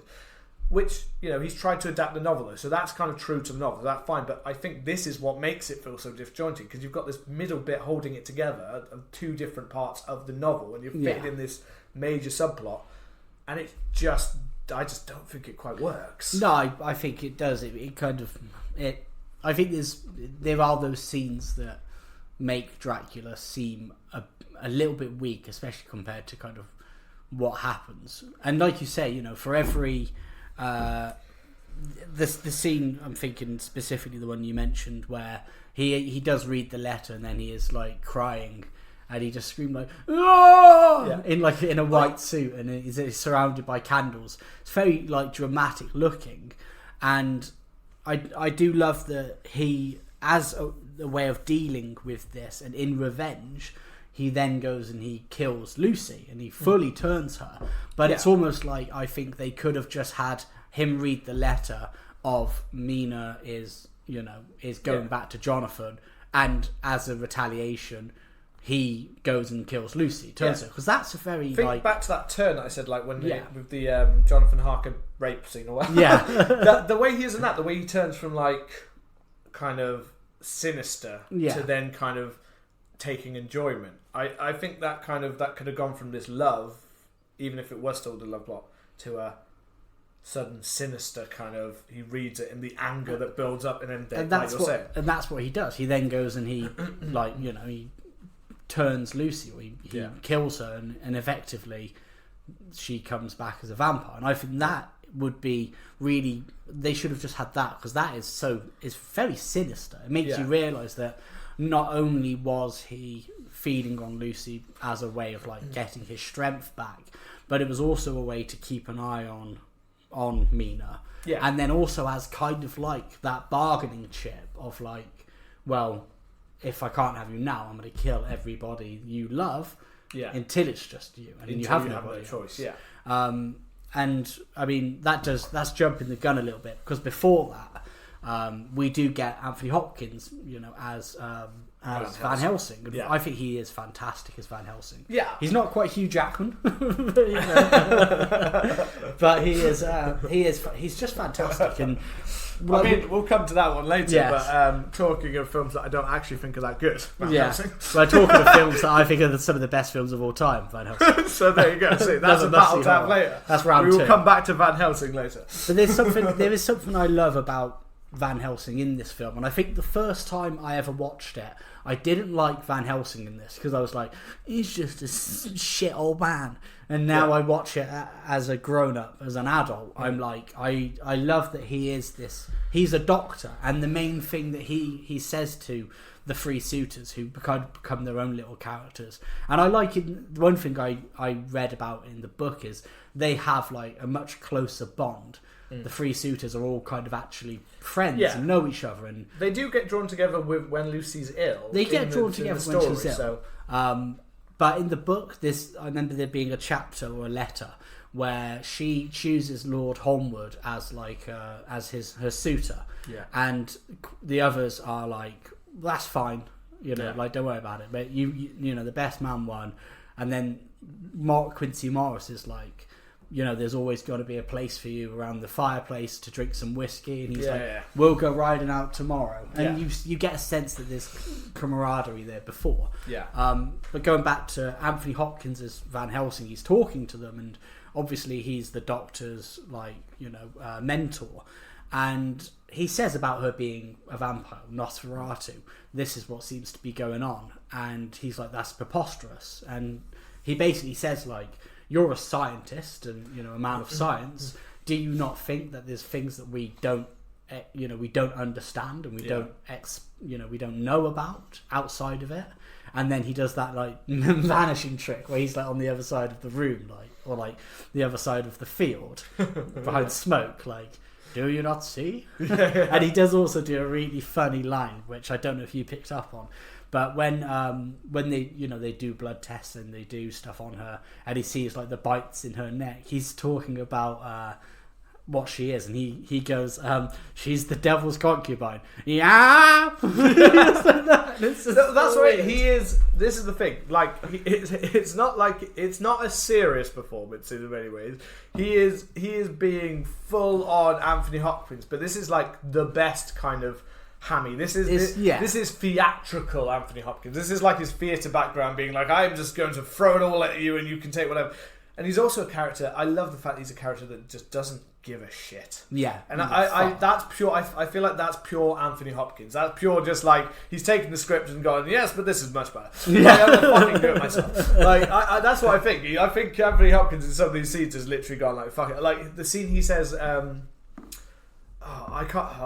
it's basically about taking Lucy's head, but he says it in a way like, well, that's a completely normal thing to do. I just need to take her head and investigate it. And everyone else is like, she's just died. Like, she's just died. And he's like, yes, and? Yes, and? I need her head. I need to check it. That's the scientific thing to do. Like, and then I don't give a fuck if she's dead. She's dead. When they're in the restaurant and they're like, so you killed Lucy? He's like, well, so you drove a stake through Lucy's heart. Yes, and then I cut off her head and burnt her body. Yeah, he's just eating his steak and like, who cares? That's why he's just a presence that I think is then needed, and that's what I relate to. Like in the early scenes, I think Gary Oldman is that presence that lifts the film. In the later part, the second part of the film or the third act of the film, Anthony Hopkins is the one that I think rises it when I feel like Gary Oldman has not actually got as much to do. Like, he's got things to do in terms of changing being and stuff like that, but generally I just think he's not got as much to do generally. So I think Van Helsing character makes a very big impression here. Yeah, I think he's so well done. He is really good in that kind of part.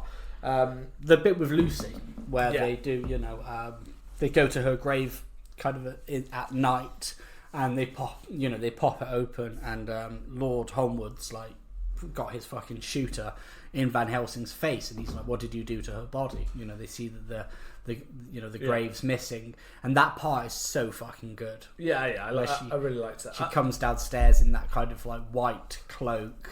Oh yeah, she's got the child with her. This is just and the child's like, and they're all just looking like, what the fuck it's is so happening? Fucking grim. But so terrifying. I mean, like you said before in the novel. Now, as I said before, I do feel like a lot of the. Sadly, one thing I do feel is that as much as we have loads and we have the stacked cast of characters, I do just feel like I don't feel like we really get to form that much of a bond with a lot of these characters. I feel like they're kind of there. I don't know. I just didn't feel a connection to a lot. The Van Helsing I did towards it, and when we get the camaraderie between the suitors, and that part, I think we do somewhat feel that kind of thing. Because after they do it, I think they bond through Lucy, which I think is actually quite a good part. That they bond around her, and therefore in this scene, you see that kind of joint together of like, what have we had to do to her? And then they're like, oh, she is alive again, and they're kind of amazed. But you can kind of see it in each of the actors, like especially I think I noticed Richard E. Grant and Carly Hughes, their two characters. Obviously, he was going to be in her. But Richard E. Grant's the one that most seemed to maybe be in love with her of any of them. And you see this kind of moment in their brain of like maybe we can still have her. Maybe we can still save her. And very quickly, obviously, Van Helsing is like, yep, so we need to fucking stake her and fucking take the head. Yeah. And they're all like thinking. And I think you see that grief on Richard E. Grant's more than Eddie, because you're just like, fuck, what? And Richard E. Grant's such a good actor. He is. He's a great actor. He's really underrated. Yeah. He is. He's like, I'm glad in the last few years he's actually had a resurgence in the last few years, because he was kind of being pitted into these like non-roles for like quite a while. Like people thought, oh, he's just Richard E. Grant. He's people acted like, what is it? Richard E. Grant, Hugh Grant, and Rupert Everett. Three actors who always seem to basically like people would just go, they're just the posh British guy. That's all they can do. They can't get anything out. And I don't know so much about Rupert Everett, but Hugh Grant and Richard E. Grant in the last few years have both had a lot of different roles that have been like, they can be different. They can be, they don't just have to be that, bumbling. And there are people out there that probably still believe that we British are basically just Hugh Grant or Richard E. Grant characters. We are like a bumbling, like a I do love you so, or we're just people that walk around in top hats and have a cane and be like, yes. You clean our shoes, you dirty peasants. Coincidentally, we do have our top hats and canes with us. But that's just purely coincidence, not because we're British. It's a casual wear. But yeah, so it's really nice to have seen a resurgence for him, where he's getting a lot of roles in like different kinds of films and dramatic films, and seeing how good he can be, and he is really good in this film. And this whole scene is really good. Like, they quickly snatch away the child. Jesus Christ! Like, get that child out of here, and then get this traumatized child out of here. But it just is dark London night. Taking her down, and it is bloody. Yeah, like hammering it down into her chest, and like then. It's Van Helsing who takes the head, isn't it? Is it Van Helsing? Yeah, I was going to say. But it's Richard E. Grant's doctor who's the one who hammers it. No, it's Carrie.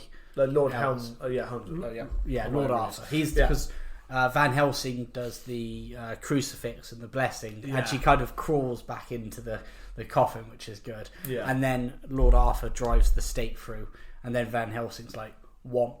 He's not even heard of that. Fuck. He's like there. He's like, it's like a moment of reflection. It's like, oh my god, what have I just done? It's like, oh, fucking do it. Yeah. Here's the head. Yes, that's good. We'll check this. I think, and this is what I mean. I think like after that kind of mid slump where it's still like Lucy's starting to fall ill, and you're getting more of the exploration between Mina and Vlad. And before Jonathan Harker comes back, there is that little bit of a slump, and then I think it really starts to pick up as we work towards the end. Yeah. Jonathan Harker comes back. He's had 6 months of his balls just being drained, and he's like, fuck, non-stop. Yeah, it's non-stop, and he manages to like escape and get to the monastery. Yeah, and then he comes back and he's got his grey hair. And that's what I mean. That and like we said before, that bit of horror was kind of glossed over, and it didn't even feel like there was much really even given to his whole escape. Like in the novel, I'm sure that's a pretty major part when he actually managed to write about how he managed to free himself and like what torturous it was. And in this case, it's just like you just suddenly see that he's kind of got out, and he's just I'm just going to get into this. I'm going to get into. I can escape this way as they're taking all of. Yeah, when they were doing the crates of mud and like earlier in the film and stuff, like he saw opportunities, but that was about it. Yeah, that's kind of it. You saw them that's what I mean. We've had occasional spats, but that's what I mean. Keanu is like not in like a big portion of this film. No, he just comes back and he's got grey hair. And he's I think in the novel he spattered throughout his kind of letters and the fact he's still because Mina's still contacting him. Yeah, she's not like, well, I kind of want to fuck this guy instead. Yeah. So I don't really care about you until.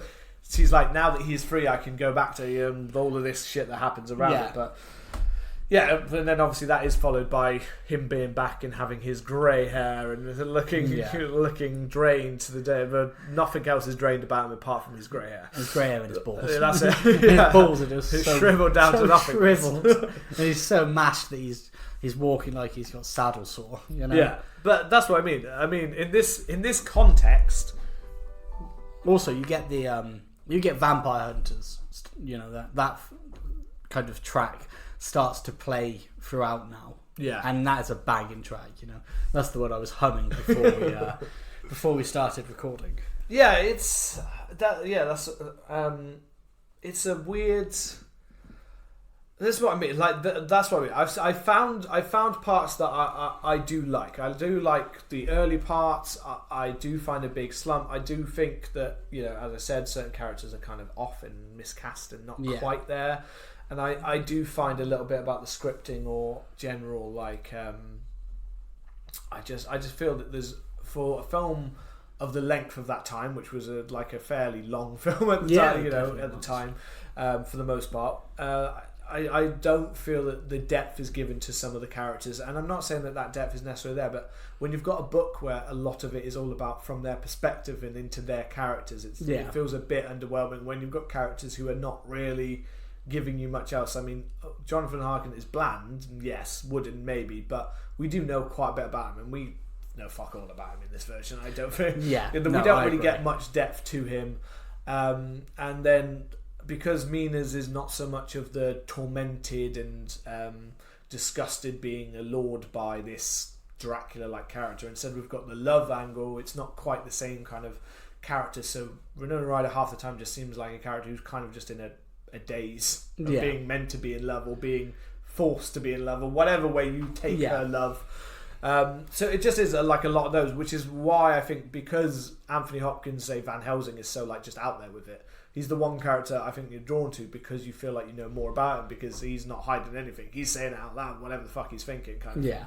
And you get that nice bond between them, which is why I think those parts help as we build into that kind of final kind of, you know, act. Obviously we get the scene with Mina and Dracula when he is trying to change, like when he's giving in to the idea he must turn her into an eternal life, but at the same time then when he goes to do it, he fights it and is like, I cannot change you into this, which is showing that conflict. It is the one scene I think that does show that kind of conflict in his brain, that it is a curse to him.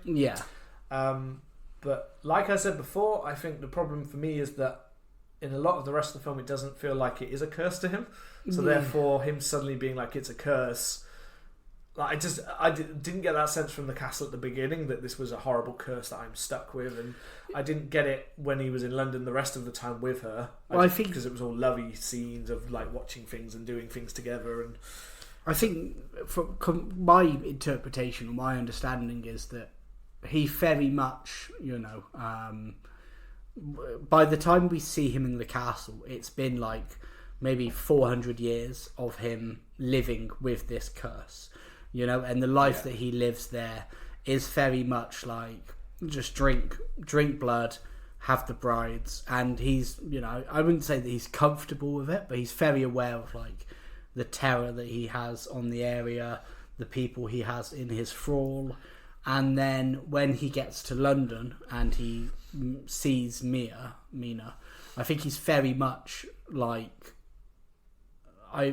part of it is, yes, maybe we could live forever together, but we're always going to be like in need of blood, and we'll be living like a half-life forever together, you know?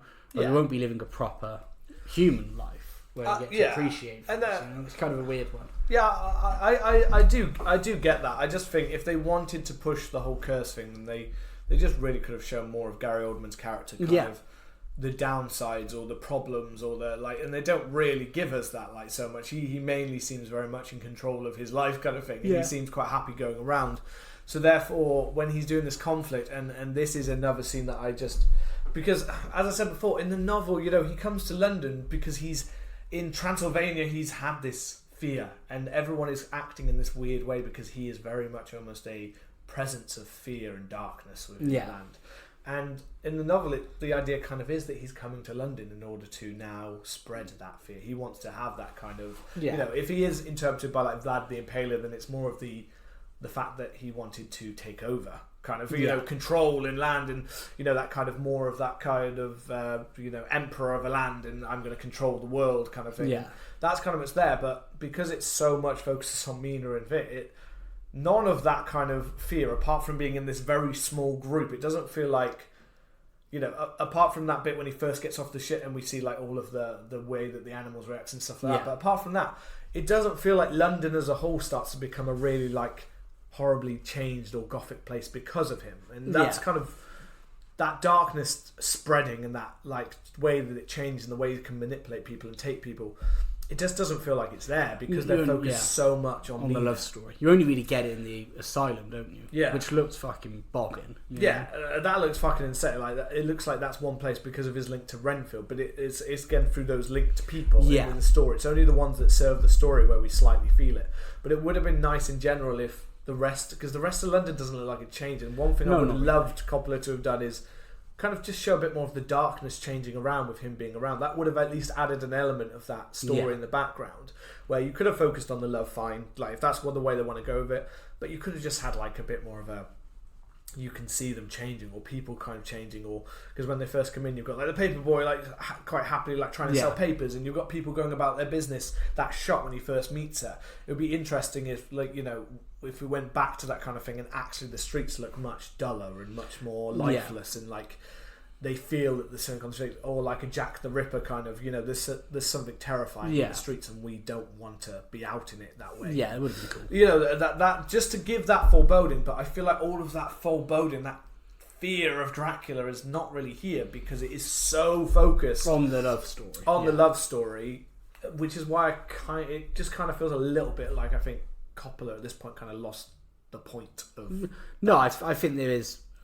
Particularly during that middle, there's so much focus on the love story, you know. And again, it's his interpretation, it's his style. He's not, you know, but you know, he's trying to do a close adaptation, but he's also trying to do it in his own way, you know. And that's fine for that. It's just maybe it's that, and it is the case of, for a general moviegoer, they might prefer it without any knowledge of the novel or things like that. It might work way better, and that is a sticking point. You know, if you know the book, that's going to change your perspective in any case, you know what I mean? And that does screw me a little bit, but at the same time, when I first watched it at uni, I watched the film before I read the book. Oh. I did the other way around. Yeah. So I didn't like it, and I didn't like the love plot, and I thought that part didn't work. And then when I read the novel, I was like, this doesn't work. This backs up my idea of why I didn't think that worked. So I think that there is, you know, I'm not just taking it purely from I read the book and it's like that. I just didn't think it kind of worked. And lots of things I do think work more now, but I think also that scene of him, I don't know, I said there were two scenes that really stuck with me of him feeling too humanised and things. One was the letter, and the other one is this scene when he's trying to give her the blood and he's trying to do that. She sucks his nipple. But it's the bit, it's not so much that bit when he's like, she's feeding off of him, because there's kind of a weird kind of grotesque kind of you know, weirdness to that scene, which is fine, a kind of an odd, you know, throws you off a bit, feels a bit uncomfortable kind of thing, which is fine. It's the bit before it when he's acting like a kind of lovesick puppy, like I can't do this. You don't want to know. I'm the man of darkness. I'm the man that leads me. And he's like turning away from her in this very dramatic style, like. And I don't know if it's Gary Oldman going into theatre mode or something, like, because it's a very theatre, like, turn away from you and no, I will not look, and it feels. But when it's on screen, it just, again, it makes you think of something like a I don't know, like a teenage rom-com when someone's like, oh no, I cannot. But when the words he's saying is that people, like, all of men want to kill me, and all of it, and that's not the feeling I'm getting from you right now, man, because you just look like someone who's like, oh no, you must not do this to me, you know, I am the darkness of men, I am the fear of it, and they're just like, you're really not right now, mate. You're making me less scared of you by the moment, which this scene is followed by a really awesome scene of the way of looking, but I just think that part again, it over-humanises him. I guess it's trying to lead into that gothic romanticism, isn't it? It's trying to do that melodramatic, and it is over the top. Some of this somewhat feels a bit more Mary Shelley's Frankenstein than it does Bram Stoker's Dracula. It feels like they've kind of taken a bit of that kind of that was after. What you mean, the film? The film, yeah. The film, yeah. But in the book, there's a little bit of a context of more of a love, like a wife and stuff. You know what I mean? That's what I mean. I feel like a little bit like he's taken from Frankenstein a little bit more to be like the wife and the thing and that kind of love part. I feel very much like they've kind of taken elements of many authors of that time and kind of led them together to come up with this kind of part of the story, and part of the tragedy. Because that part kind of somewhat works in the whole, not Friends, but you know, Dr. Frankenstein, not the monster, and his wife and the way that he tries to save her and stuff like that. Melodramatic kind of part is there in that a bit more, but it's not in Bram Stoker's Dracula, and I don't know why. But this is something of the character that has now been taken and turned into that love, and you know, you can blame Francis Ford Coppola for Twilight. Well, I guess that is. I guess it's trying to make them a slightly more tragic. Yeah, and it is, as I said, it's trying to in somewhat like change them, or maybe even he was trying to modernise. Modernise or Dracula, bring something to it. Definitely, I just think there is a point when it's a character that's like a lurking presence that takes over. there is a point when it's like you humanise them too much. Yeah. You've taken that, and it's also because there's quite lengths between him feeling like he's doing much that's actually terrifying or horrifying. That's the other thing. I wish there wasn't such big gaps in the middle here. I like that part because I do like when he is saying, you know, that people want to destroy him and he's the darkness that lives within people. I really like that scene, but I agree. I think apart from the weirdness that's been happening with Lucy, his quite vengeful killing of her, I would have liked it if there was a bit more terror from Dracula's presence in London, like you've already said. That would, I feel like, would give him more justification, because it's very much like he gets to London and he's laying pipe, you know? That's what I mean.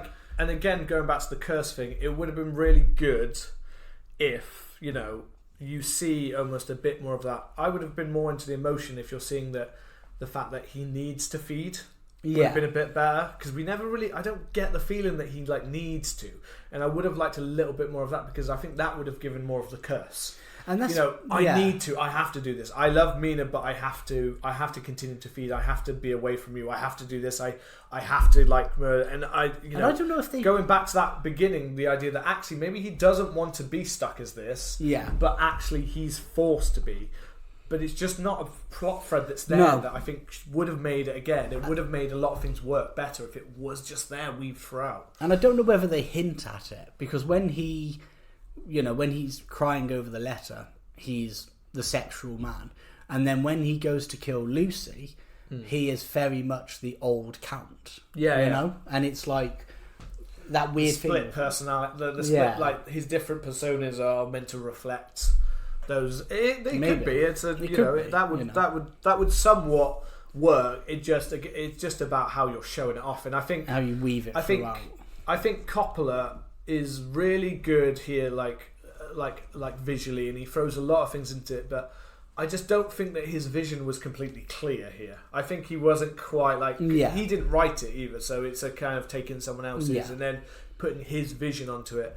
I just think it's a little bit of a, you know, it feels like he thought of, oh, I could do this cool thing for this, and it kind of makes me think of like a Zack Snyder film where like he's like, oh, this would look awesome and this would look cool, and then it's like, but what about the overall story that's running through it? It's like, yeah, that kind of works. But this bit will look. I'm not saying he's not to that level at all, but I'm just saying like there's a little bit here where it feels like he keeps throwing these awesome cool visuals and stuff at it, without necessarily thinking, maybe I need to spend a little bit more time on the character than I do on like this, like thinking about how can I make this scene look cool.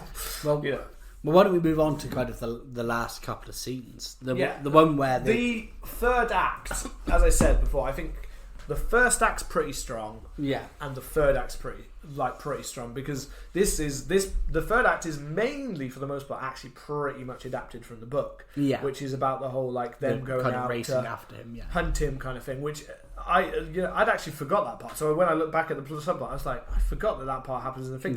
It just seemed too much like an action scene to be in like an original novel, you know what I mean?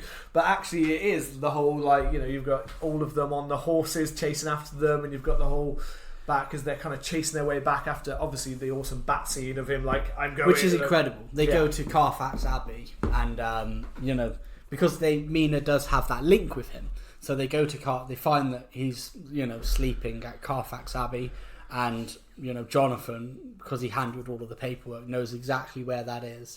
You know, they're smashing all of his boxes, and we see him in that kind of monstrous bat form, which looks fucking class. Yeah, that's awesome. Then they have kind of like a little scrap where he basically tells him that he's basically says to Jonathan Harker, I fucked Mina, you know? Effectively, like you've got a gun, but I nutted in her, you know, like you can shoot me, you can't get rid of the nut. And he does shoot him, and then you get this I forgot that this scene was in it, and I thought it was fucking incredible.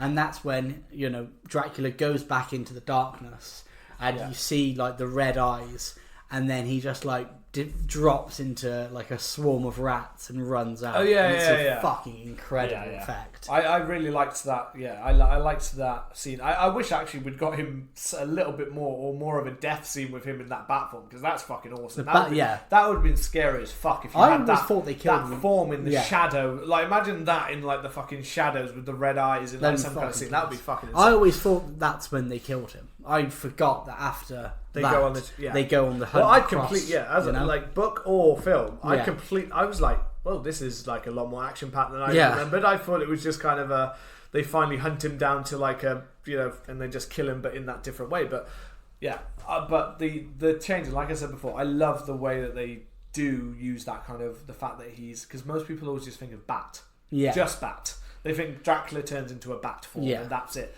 But the way that they use that, actually, he takes all forms, and he takes different forms, and he can take different animal forms, and he is animalistic in a lot of ways.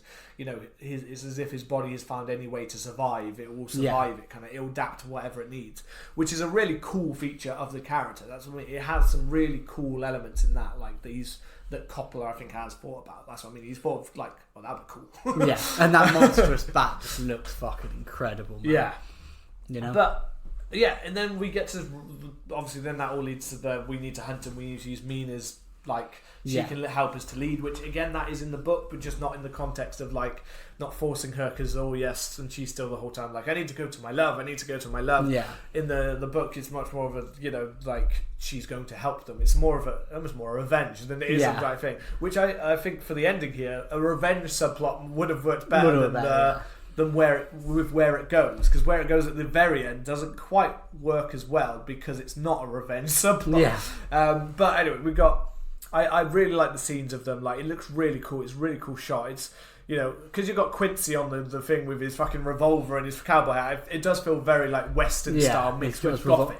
It's a nice blending because you've got like Gothic backgrounds of like like at first it is kind of like deserty, but then it suddenly turns as they get close to the mountain castle, range. It turns more into Gothic and more into like kind of darkness and shadows. And clouds and stuff like that, and it's a really cool blending. And you've got them like fighting, and they're fighting like the Sherpas, like off of the like throwing them off the mountain and like Indiana Jones. It's a really cool shot sequence. And you get obviously Van Helsing, gets seduced by Mina, and then the brides. And the scene where they're like ripping his horse to pieces is class. I really fucking the ripping the horses is properly like, oh fuck, like that's because he like protects himself with a ring of fire. And he's trying to control Mina the best that he can by trying to be like, I'm on your side. But and after that, I really fucking love the fact that it doesn't even like give much context. No, it literally just goes. Oh, and by the way, he suddenly travelled to wherever the brides were and just fucking ripped all the heads off. Well, he's at the castle, isn't he? Yeah, well, he goes... He's waiting for her there. Yeah. He just walks into the castle. But it's just the fact he just walks in, you just see womp, womp, womp, and he's out of it. Like, it happens so quickly from, like, you killed my fucking horse. Yeah, it's just like... but that's... Weirdly, that works perfectly with the context of him. The character he's made. That's so, like, it doesn't really matter. It's just like... I managed to find you. You're fucking dead. Goodbye. Just no fucks given. Walking off with their heads just down, like fuck it. Eating them down the cliff. And these scenes, I didn't. One bit, the only one bit in that part I didn't quite like was I liked when this is the part when I did like Winona Ryder, because she's quite good at playing that kind of hazy, crazy kind of girl. And this is where she's very uncertain of everything and going to be crazy. I didn't like the whole. Her using her powers in order to stop them. I thought that scene looked a bit off. Which again, it's old special effects anyway. But she, like, she gets the green rings around her. She's sending out it's only a minor kind of part of it, but she uses it, and it's like she's trying to help Dracula the other way around, because it then causes them. That is when followed by what causes it. Kind of is partly implied that. Because it's all thrown off and he gets distracted for a moment, Quincy gets the knife in the back. Yeah. So he kind of like, it's kind of part of that scene, so she's kind of technically helped. Yeah. So that was the only one bit when it was like, it went from her being like mad to then suddenly she's like powerful sorceress of Dracula, like I have the power to help you, I will get to my, you won't stop us kind of thing. I don't know why, I just like, it was like, it just felt out of place. Suddenly it was like the rest of it worked like you're using her to lead you to him, you're forcing her to go there, and when we get there my only other gripe with this ending part is again the fact, and I know he's been gravely injured, but it's the fact that and in the original novel it's much more simplified than this. It's basically just they find his resting place and then they fucking lop his head off. Yeah. They stake him and lop his head, and that's brilliant. But that, there's not a lot. They have the whole chase to it, but once they get him to that point, it is like a lopping, take the head off kind of, and that's not Mina doing that kind of thing. It's just they managed to stop him, but there's not really much. There's no fights in Dracula at this point anymore. Like he's just kind of when he tries, he's being like moved around in the thing and just kind of like in the middle of all the Sherpas. He looks a bit boxed in and he's in a more decrepit form than I think he has been at all. Because now he's got long hair, not his hair done up as his beautiful little, his beautiful styling. But I like a little bit when they're all on the courtyard and they're like that kind of thing, which looks like the setup for some kind of like kung fu movie where they're about to start fucking like, let's do this. But it just didn't feel like it. Like this, it just added on to my kind of that he's just like, that's just why I felt he just felt a bit weak as I know he's meant to be damaged and hurt by he's being injured at this point kind of thing. Yeah. But it just kind of felt like he was just kind of, it didn't take a lot to get him and then to get him through the doors. And well, I mean, I quite like it because they build the tension for him for the sun setting. Yeah. And then the second that the sun sets, he bursts out of the box. Yeah. And then he tries to get in the castle and then he gets his fucking throat slit and then stabbed. It's just that one bit I like him bursting out and stuff like that and just that, but it just feels very it does feel quick. Easy if you're gonna. I just meant in the original. I can't take that back to the original novel because it is quick in the original novel. But if you're gonna try and make it a little bit more action packed, it feels like maybe this is a chance to show that he is quite powerful, especially if you imply that he was meant to be Vlad the Impaler. Then maybe this is the point where we add a little bit more of an action, somewhat part to it to just make it a little bit more. But even though he puts up a bit of a fight, he just seems very easy. His throat slit. It's now you're fine. Get inside the castle. It's a really tricky one, I think, because you obviously in the original book they just find his resting place and they kill him. But I also, I read Salem's Lot recently, and that effectively has the same ending. They find Barlow, and if I remember correctly, they stake him just before he wakes up. And you can build tension with that. In Salem's Lot, all of the other vampires are slowly starting to wake up and surround Ben Mears when he does stake Barlow. And then they don't instantly all crumble to dust or anything. They actually enter into mourning, and he manages to escape. And I think it's a tricky one because we got to also remember that it's not an action film. Yeah. So you don't. I mean, I don't want it to be an action. That's what I mean. I would have been quite happy if it just went with the original book and just made it more simplified. But it's more because I think the film does somewhat he's got forces trying to stop him, but. This film makes it somewhat feel like it's building up to something with them and Dracula once they meet, and that's why I just feel it's more the way that they've done it. It makes it feel like it's building to something, and then it's okay, so we're not just going to the thing. So you've got him there, but it just felt like another reason to. That's all I meant is I just wanted Dracula to maybe show a little bit of what he's capable of, because it just feels a bit like he's just kind of there. He just kind of gets out and he tries to do something and he fails, and then that's it. See, I like it because I think he dies very much on the steps. Yeah. It's I feel like there's something. If they'd have followed him to his resting place and got him, I don't think it would have hit as well. But I think the idea is that he can get into his castle. Yeah. Once he's in his castle, he can regroup his powers. Yeah. And it's that they get him before he gets in. Because to him, the steps are just behind him. He has people fighting. Yeah. Why fight and risk that when he can go in? And then he gets, he gets taken down. And it's Quincy who fucking stakes him, that's what I mean. Quincy's a cool character. Yeah. By that point.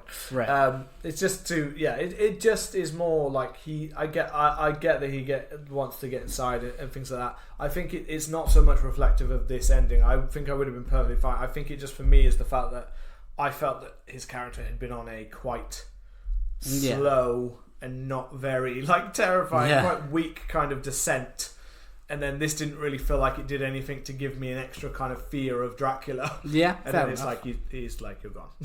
Yeah. And then we obviously get Mina dragging him inside, Yeah. as in trying to help him, and then realizing that she must kill him, and then staking him through, which you get the kind of the cool, like, going straight through him into the ground, the yeah. steps. And then taking his head, which I already kind of said a second ago. I think at the same time that works and understands that, the reasoning I couldn't fully see, because she was so obsessed with him and the love and stuff like that. I couldn't quite see what, I could understand if she wanted to get back at him or wanted the revenge like she did in the thing, because he'd been slowly like draining her and forcing her, and she forced him to do he forced her to do things in the novel that you kind of hear of. Whereas here she felt so obsessed and loved with him that it kind of came out of the blue. And I get the kind of the love lost, the torment. There was a point when I thought I'd missed it, so I went back, because I was like, wait a sec, when she slices his head off, I didn't see the first time, and I was like, she then put the blade into herself, as in like a kind of Romeo and Juliet kind of thing. She dies with him. Which again, I thought at that point, I was like, well, it's not like, I mean, I can't see why Jonathan would be like, yeah, I'll have you back. Yeah. Well, so it's like, it was like, you might as well just fucking, like, I was like, that would be more interesting if you did. If you were like, I've killed my love, but now I will join him in death or whatever it is. But instead she's just kind of there, and it's kind of outside, and it's like, Quincy's dead. Quincy's dying, sadly. And and then that's it, isn't it? They just say, I think they do want to... Does it go... Because in the novel it goes for... And Jonathan and Mina have a baby, and they call it Quincy. Oh no, that's in the novel. That's what happened. That's what, like, that bit didn't happen, because in this one I'm left on the idea that you guys aren't working out. You're not getting. No, well, it's quite like a sad ending for everyone's. Just kind of like, it's just like, Quincy's dead. We haven't got that. Lucy's dead. You're dead. You know, and it just stops. And then it's fine. I mean, I just think that Mina now has effectively the life that Dracula had. Her love's now dead, but she drank the blood, didn't she? Yeah. Which I think is the difference, because in the novel she doesn't drink the blood, so she's not in that form. So it's just Dracula 2 and her Dracula 2, but that's the one they need to make now. They come back to it like decades later. Now Winona Ryder can play her version of the Bride of Dracula or whatever you want it to be. They kind of left that. It just leaves that all open again, doesn't it? To be that, which is kind of why I was just like, it would have left it. It could have kind of would have finished it off if you just had her die. Then her die. Just have her die. I mean, have her. We want blood, man. I mean, I guess that brings us to the final question. I mean, I'll go first, because we like to keep people in suspense. Going into it, everybody knows that I fucking love this film. Still do. Do I think it's must-see horror? Yes. I think it was I said to you, I think it's a very important film for horror, because until after this, I don't think horror had quite reached as bombastic and as prestigious heights as this. Don't get me wrong, I think there's definitely better horror movies, but I think in terms of like the actors that they had associated with it, the set pieces, the set design, the score, it all just melding together. I mean, I think it might have been one of the only or first horror film to have won an Oscar. I think it took... For the score, was it? We will check. We probably should have done it before. But it's like I think it's such a grand film that I really think it elevated horror. I think it did really well. I can't find which one is it. Academy Awards? Academy Awards, yeah. It won Academy Awards. It was nominated for Best Art Direction, and it won for Best Costume Design, Best Makeup, and Best Sound Editing. Yes. Still won Oscars. It won Oscars for the minor categories. Yeah, but I think the production design, as I said, the production design, the score, all of those things, the makeup and stuff like that are for the most part very good. I mean, Gary Oldman's wig at one point is very questionable. Not Not the opening wig, actually. I mean the one in London. That wig is a bit questionable at times. There's also it seems to change. His forehead seems to change position. At some points, it's further back than it is further forward. There's also a part where Keanu Reeves, when he confronts Dracula in bat form, his hair is like grey. It's like a clearly grey wig, and then the next shot, it's just like they've dyed it a little bit. Yeah, and some scenes it just looks like it's slightly like flowered. Slightly flowered. Yeah. But I think like you could probably make a point that this is one of the first elevated horror movies. You could take somebody to watch this, and after they'll be like, I really enjoyed that, and you could say, yeah, it was a good horror film, and they'd be like, yes, that was actually a good horror film. I don't usually watch them, Yes. Which, we build suspense because we clearly knew that I think it is must-see horror. Now we go over to the man himself. And the question is it must-see horror? As in top 100 horror films. I don't know. So I kind of related back. So like I was looking at it, looking at it from different. As I said, I've enjoyed parts more than I did last time. So that's good. A little bit better. But I mean, like I said before about the film, like a lot of people sound like about it, like gained a cult status, and is one of the more successful films in both many of the definitive and is seen as like the definitive Dracula adaptation of a novel. For many people, I'd agree. It does stay true to most parts of the books while deviating and adding many additional parts that therefore also change the story of the novel. So, and that's kind of part of my kind of problem at the same time, is the fact that it both adapts, but it also changes many things, and many of the additional parts I believe are like the problem with the film. Like, I think that the stuff that Coppola's added, or the writers added, has therefore affected, the Dracula character. I think that he is generally, in the opening scene, he is a terrifying creature creation in the opening half an hour odd. After that, not really. I think he's quite generally. I think Gary Oldman's fantastic, but I also think that Gary Oldman, with better material, could have done a better Dracula than we have here. I don't think he's the definitive Dracula at all. Interesting. I think maybe in the opening we could say that maybe actually he could be, but I then think after that, I think the character doesn't even feel like Dracula to me. It feels like a weaker, lesser character. I think he's less scary and less interesting, and I think only enforced this love-lust Dracula, which I just think he's not really in the novel, and he's a creature that doesn't, he's not really a creature that appears that if he can have love. He's the creature that draws other people in, but he's not a creature that loves. He wants for things, but he doesn't want love. And although in many ways it's faithful, I'm still waiting for an actually good adaptation of Dracula. I think I think it made me reflect on kind of overall that there's been some really cool films about Dracula, but there's not been a truly great adaptation of Dracula, I don't believe. Interesting. I think you can take parts of the novel, but it's a bit hard if you kind of miss the point of the character that you're kind of leading on, and I think it misses the point, and it also underachieves with several of the characters and several of the main characters. Jonathan Harkin is a main character in the book, and he's basically nothing in this film. Mina's story is completely changed, and if you take two of the main characters and you change it, then it's not quite. And then if Dracula's not the way that Dracula is kind of talked about for most of the film, then when you say it's a faithful adaptation, it has a lot of the characters in it, it has the story points, but it doesn't seem to get the characters or get the motivation.